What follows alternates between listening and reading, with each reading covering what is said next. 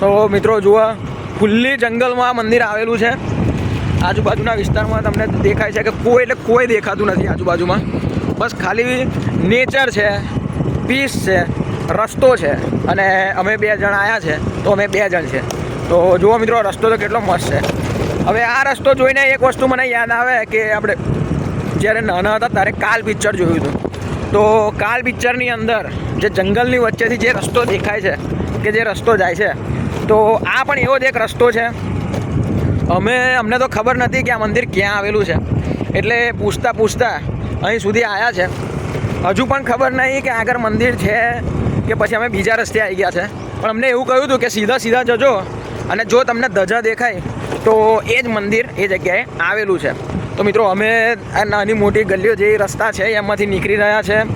આજુબાજુમાં કોતરો છે, રસ્તો ખૂબ જ સારો છે.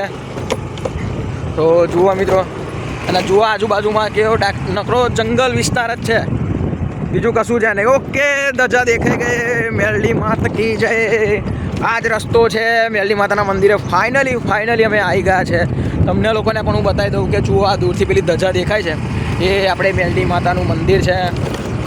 અમે ખબર તો નથી કે આ જગ્યાએ મંદિર છે, પણ અમે પહોંચી ગયા છીએ એ મંદિરે. અને આજુબાજુનો જે આ વિસ્તાર છે તમને બતાવી દઉં.